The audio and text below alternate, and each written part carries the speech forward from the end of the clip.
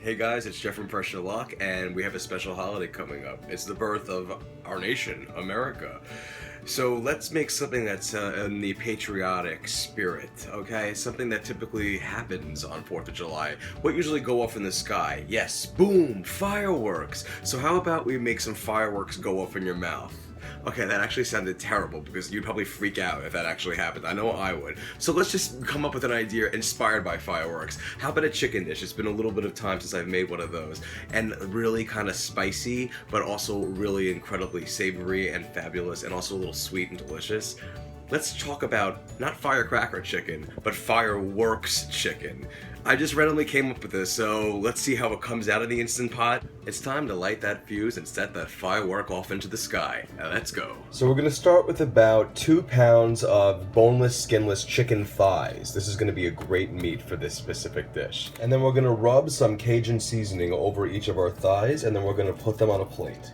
And there's our final piece of chicken, all coated. When you just do the little bit of rub with the Cajun seasoning, just, pat each side, make sure there's a little bit on there. Don't overdo it. Just like this is perfect. Now to the Instant Pot, I'm gonna add 2 tablespoons of vegetable oil, and then hit saute and make sure it's on the more setting, and then wait until that reads hot.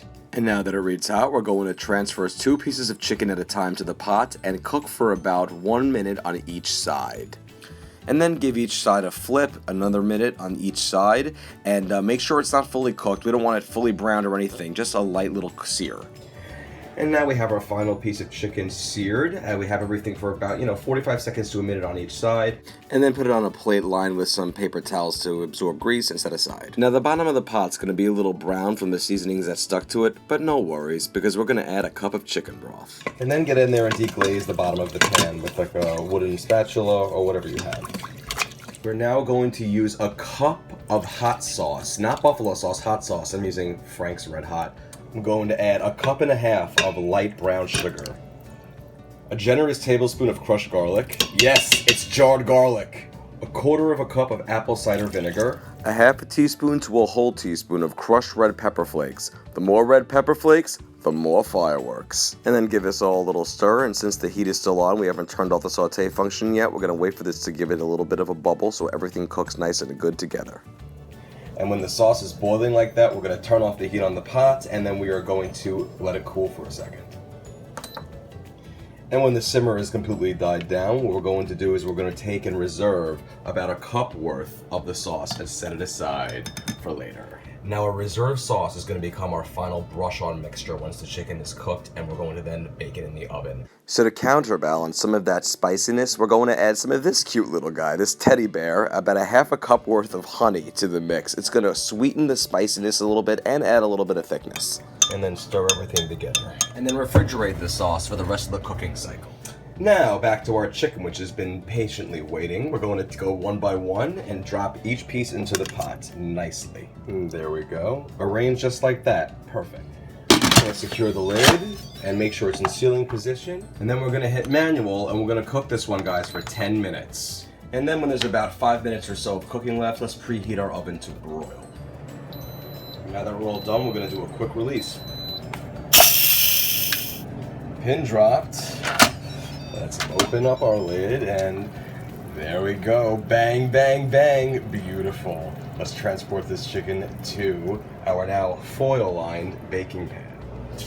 And let's take our sauce out of the fridge, and we're going to now baste it with a basting brush right on top of our chicken. So now with a basting brush, we're going to take our sauce and generously coat each piece of chicken. Really slather it on there. The sauce isn't too thick of a sauce, which is exactly what we want. We don't want it to be too thick and sticky. And the chicken should look like this when all said and done. And one more step to give it a finishing touch, some sesame seeds. Let's sprinkle some right on top of each piece of chicken. And then we're going to place this beautiful tray right into the oven, and we're going to broil it for about 3 minutes, but keep an eye on it because ovens vary. Don't let it get too dark. And with the remainder of our sauce, we're just going to set it aside because we're going to use it at the very end for additional sauce.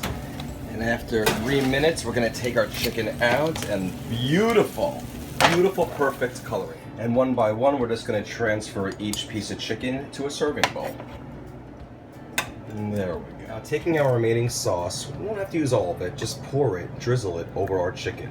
So get that extra home run sauce.